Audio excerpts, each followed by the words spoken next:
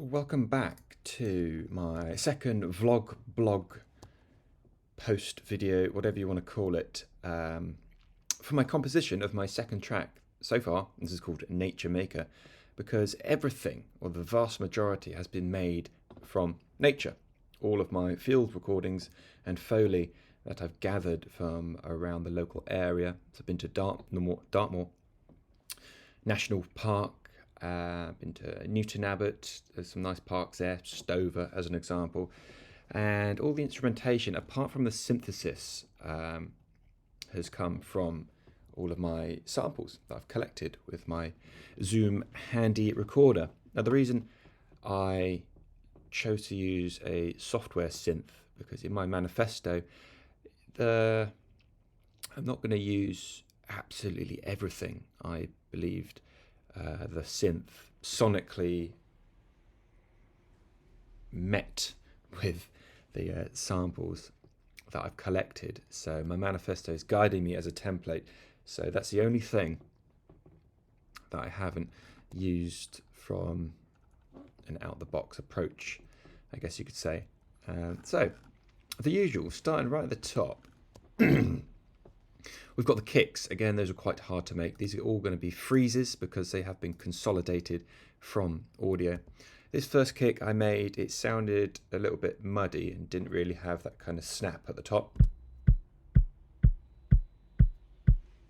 Sounded a little bit hollow, so I decided to make what I've called a top kick here, which is from Operator. Okay, so something else I've used is a synthesizer, and then dramatically saturated it and EQ'd it, of course, with Raw, which is my favorite saturation distortion plugin.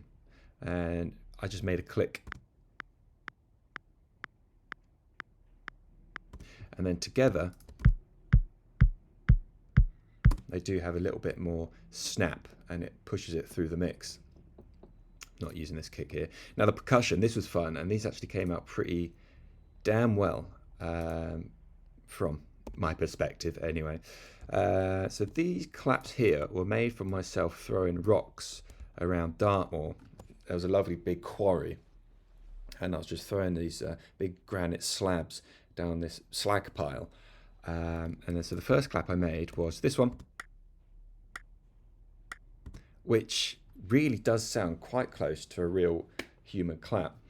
That was a bit too bound by the grid, so I made another one. I may have duplicated this and then deliberately changed the timbre a little bit and then added some EQ, but then deliberately put this behind the beat, so we're actually getting a bit more of a natural clap.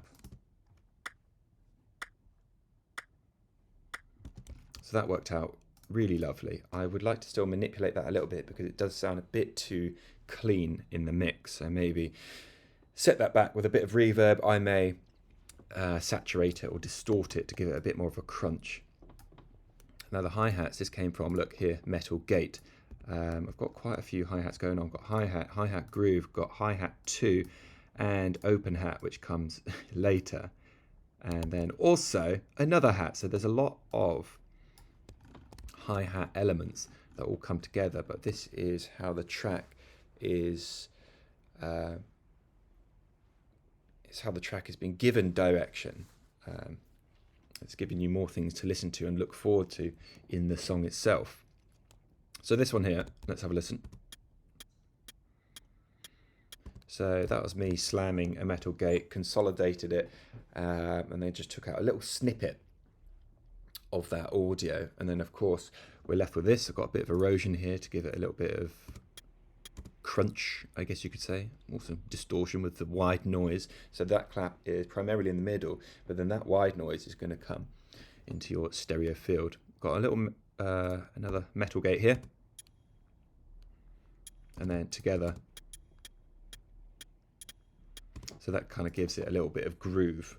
And then my other hi-hat here, which is almost like a white noise. That might have come from rushing water. And then my other open hat here, which is a bit more, oh look, there you go, rushing water. that was just water. I've obviously dramatically EQ'd that. I probably would have put some erosion, some distortion on it, consolidated that to one audio file, modified it, because I don't want all of these hi-hats in your left and right. You know, I want them around you. And I've got a tal filter which is just ducking, and then my another hat track here is just going to be some just more groovy percussion. So if we solo all of the percussion and both of the kicks, you'll get a flavor of what it sounds like.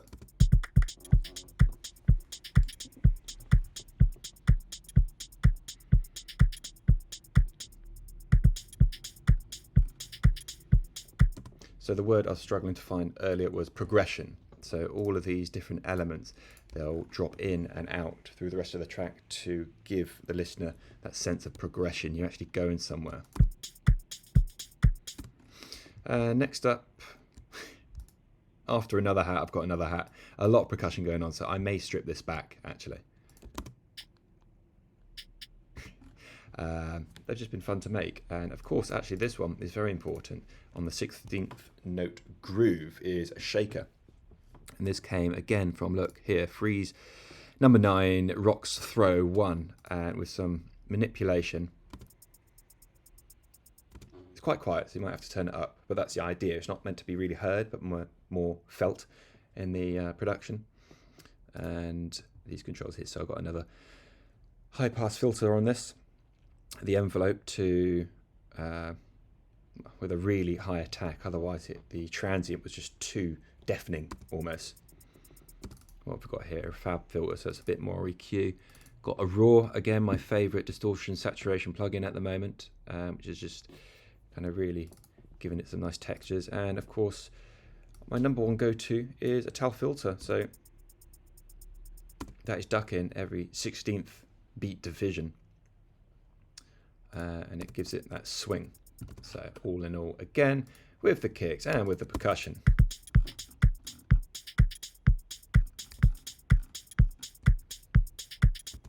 So moving on, we've got what I've called here are leads, consolidated as audio, and I used, if we go down here, drift. Obviously not that one because that's Polymax. It'll be here somewhere. If it's not, I would have deleted it. There it is. So I used actually probably drift with this sequencer to produce different patterns and manipulated them differently, again to show progression. So let's listen to this first one here by itself.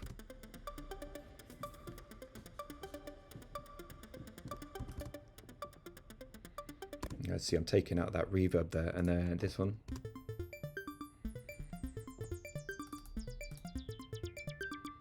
So that one I would have automated the resonance on a filter, as you can hear. And then this one, probably taken a bit of the decay and release off, so it's a little bit more poppy and snappy. And then again, I have kind of spliced them up in a bit of a breakdown here. And then along with the most fun part is effects. That one was fantastic. Again, I don't know where that came from, audio, whatever. That would have been rendered from some kind of Foley. It's like this kind of, it's really hard to describe the sound. It's just right in your ear. And again, you're not meant to distinctly hear this, but you kind of feel it with everything else. And these beautiful kind of drones in the background that sonically fit with this composition, because sometimes I'll make an effect, put a little effect in, and it just doesn't glue with the track. We're making some risers with a variety of audio, white noise, and tools down here.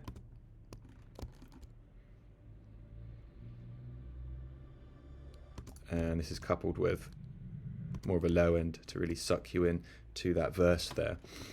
And this was an idea that I'm playing around with. This is actually trickling water, but then I put on a resonator, and again, look, a little bit of overdrive here.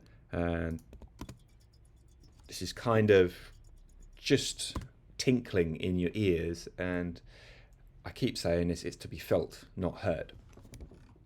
So let's see how far we've got. About 2 minutes of audio so far. Still working on the production part of this, so we still have a fair bit to go.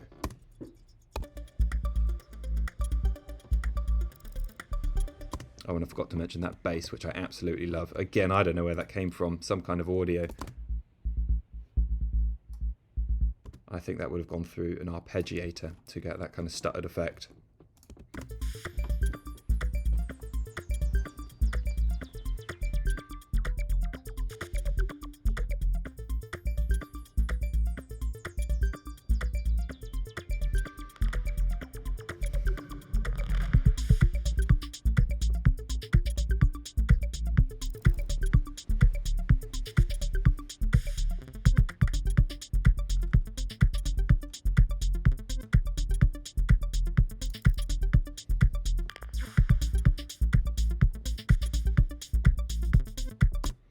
So there you go. That is my week 2 blog post video for my second production. Thank you.